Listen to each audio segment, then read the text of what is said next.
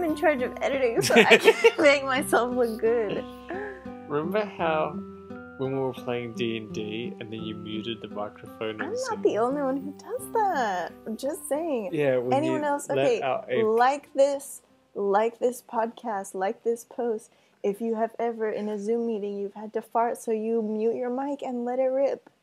Okay? I know I'm not the only one that's done that. Anyways, welcome to the Steward of the Bees podcast. We're your hosts, Willie and Sass. Hello. I'm sorry I wasn't here last week. No, you weren't here 2 weeks ago. I didn't record last week because, first of all, you weren't around. And secondly, I wasn't around because we're busy. Because remember how that's our catchphrase? We're busy little bees. Yeah. Anyways, yes, we are just two little backyard beekeepers with a keen interest in all things beekeeping. Willie's just settling down with a glass of... Are you embarrassed if I say what it is? Yeah, a little bit, but actually, no, I'm not. You know why? Because it was a gift and it would be insulting to if I didn't drink it. Yeah. It's Johnny Walker, which I think any kind of whiskey is disgusting, but it's not the smoothest, is it? No, it definitely doesn't have notes of Rob Thomas and Carlos Santana. It's just dressed like the ocean. Anyways, what are we talking about today, Willie? Do you even know? Well, the title here says Pollinating Robots. That's so right. It has Pollinating Robots. So, I found this article on ABC. Apparently, they are running tests right now with pollinating robots in the greenhouse tomato industry here in Australia. So, this has already been tested in Israel, and apparently it went well. And then, so what they say here in the article is that a lot of greenhouses use industrial bees. Apparently, they say that it's banned in Australia to use the industrial bees in greenhouses. I don't know. What's an industrial bee? You know when they put pollinator contracts? When they like put a bunch of hives on a truck and drive them around. I'm pretty sure that's legal here. Maybe it has to do with the greenhouse because they can't fly freely. Yeah, it's probably considered like more dangerous. Because I am fairly certain that farmers. I think they do. Actually, no. We've seen trucks. Yeah, no. It's a thing because Rachel and Lee said they used to pay someone to pollinate the cherries. But it must be a greenhouse thing. Yeah. Anyways, apparently there's this robot which goes around and pollinates your plants for you. So, just looking here at the article, it's a multi-million greenhouse in Guyra, New South Wales, where they're testing it out.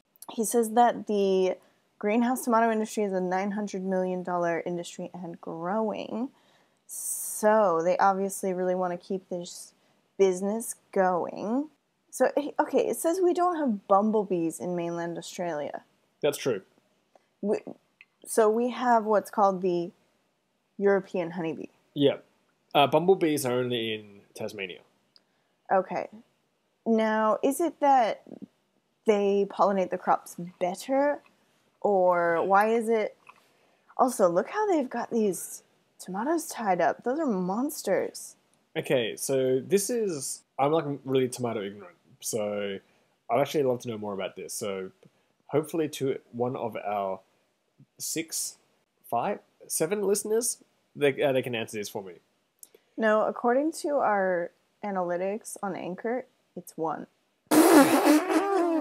Yay! Shout out to you. I'm pretty sure it's Celeste because it says they're in Ireland. Hi, Celeste. Hello, Celeste. Okay. Tomatoes, I'm told, are pollinated by wind in the same way grapes are. So why do they need... It's a greenhouse, Willie. This is what it is. It's a greenhouse. How's the wind going to pollinate it in a greenhouse? They don't have fans? They don't have stuff like that? It probably doesn't... They don't flicker off a branch? Because the thing is, they've evolved to be pollinated by wind because the nectar or the pollen isn't salient enough or enticing enough for bees. That's why they've evolved. I guess that's why they need the bumblebee. And all I'm saying is, Willie, look at these tomato plants. These guys obviously know what they're doing. And if they say that they need a pollinator, in this case, I'm assuming that they do. Yeah. Okay, so basically, what this is, how does it work, you might ask. I'm going to read here from the article. The vibrating wand. Yes, I was getting to that vibrating wand, and I was going to say it's a dildo. That technology works well for other things. So, It says, so someone has to go around every few days and touch the stem of the tomato, vibrate them, and shake the pollen onto the stigma of the flower. So that's if you're going to do it manually. It's a very labor intensive, adds up to about $25,000 a hectare to the production of greenhouse tomatoes. Okay. Remember that scene in Bruno where Sacha Baron Cohen had the dildos? When he goes to the self-defense guy? Yeah, and then It's he's amazing. like Yeah, kind slapping of him around. like slapping them around and trying to like stab the guy with the dildos. I love that part. That was one of my favorite I'm parts. just imagining someone is in the warehouse with these vibrators and going like bzzz. Well, Lily, funny you should ask, because let's watch this video about it. Okay, so it looks like it's like a little train track, and there's this machine going on it. The robot is targeting the flower, and there's puffing air, like when you go to the optometrist and they puff air on you. Yeah, it basically looks like squirt guns on a little rack that's on a train track. So this is how they're doing it. So this is the wind robot. Yeah. But that's what I'm saying, Willie. They don't have wind in the greenhouse. Anyways, I forgot to say this article was from abcnews.com, or excuse me, abcnews.net.au, and this is by Matt Brown. I forgot to say that.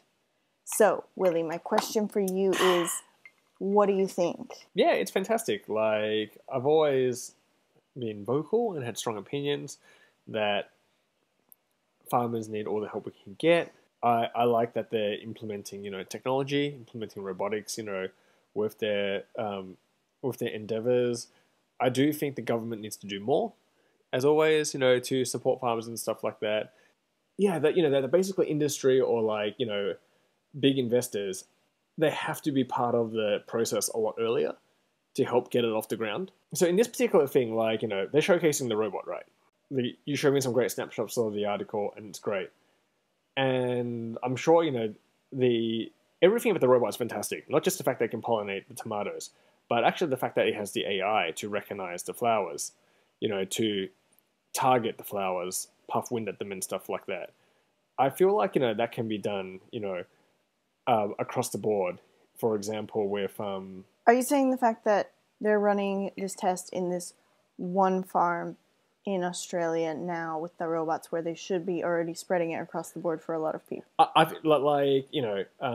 Very topical at the moment. There's definitely enough money in the world. There's definitely enough resources that these robots could be mass produced, scaled up higher, tested on a higher scale to refine and improve this technology. Because the fact of the matter is global warming is real. And if it isn't for, growing things in greenhouses, we'd probably have no tomatoes to eat at all. Let me just jump in here and say, do you think that this whole situation where we're mass producing monocrops in a greenhouse with robots, is that moving us farther away from natural farming methods and moving us farther away from like a connection to our food? Absolutely, yes. And, this is a moral dilemma. Because on one hand, I think because we've tipped 7 billion people now, right? So there's physically more mouths to feed. But at the same time, we want... No, we're almost at 8 billion. Oh, that's right. Yeah, we are at 8 billion. Yeah, okay. Well, that's a lot. So on one hand, we need to have drought-resistant, disease-resistant, foods so that we can physically feed people. On the other hand, like we're subscribed to diggers, right? We're trying to maintain heirlooms because, as... science would tell us, monocultures are bad because all it takes is one disease strain to wipe everything out, and that's and then you're things depleting the soil, and we still understand so little about soil balance and how it's like a living creature basically, and you can just ruin like the Dust Bowl in the U.S. in the 30s and stuff. My other question is, will this make us care less about bee conservation if we go, it's okay, we have Plan B, no pun intended. Well, in the specific context of that article with the pollination, with the air puffer of tomatoes, that works on crops which are wind pollinated, which I think to note, I guess the plants that only people care about, which are wind pollinated, tomatoes and grapes. Food that we eat, actually 1/3 requires insect pollination. And for example, it was like a few years ago, there was like this big, it was like a mini colony collapse situation, which also happened in China, and they lost a lot of the bee population, and a lot of fruit farms resorted to hand pollination of pear trees and apple trees, and they didn't get anywhere nearly as much yield, obviously, because we can't do what the magical bees can do. Short of making a bunch of robotic drone bees, like in Big Hero 6, those little nanobots things, I don't think there's going to be any sort of mechanical substitute for the honeybee. Well, there never Within our can lives. be. Yeah. There never, we just do not have that kind of technology at this point. And if we did, it would already be out there. And here's my thing. I do think it's cool. I think it's a good idea. And I love to see what technology can come up with. And I think it's a brilliant idea.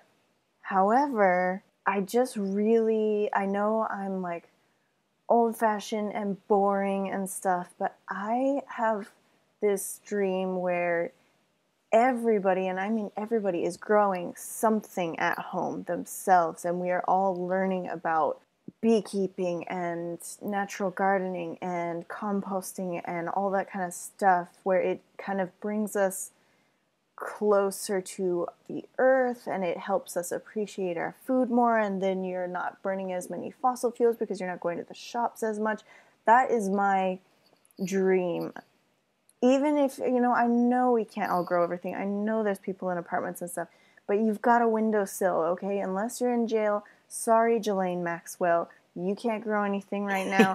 Everyone else, where's your excuse? I'd really like to see it, because you can have a basil plant. You can have, a little mint plant or something. Start little and, just fall in love with it, because it was mandatory in the Second World War. They, I think all households had to, grow 4 or 5 square meters from memory of fruit and veg, because yeah, they had all kinds of crazy stuff. They would have meatless Mondays, don't drive your car Tuesdays, stuff like that.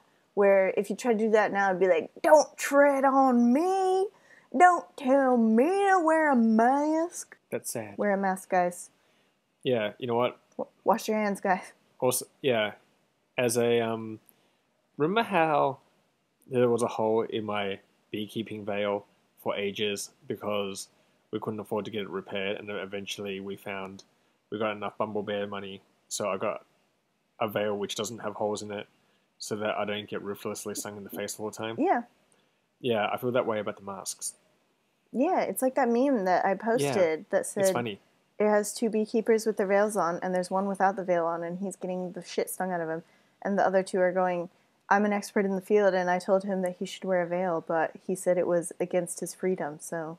Anyways, that was kind of our episode for today, guys. Pollinator Robots, what do you guys think? Tell me, send me a message, bumblebearfarms@gmail.com. Follow us on Instagram at bumblebearfarms, and we are going to catch you guys on the next one. Yeah. And remember that you can also be a steward of the bees by being kind to bees. Yeah. Bye. Bye-bye.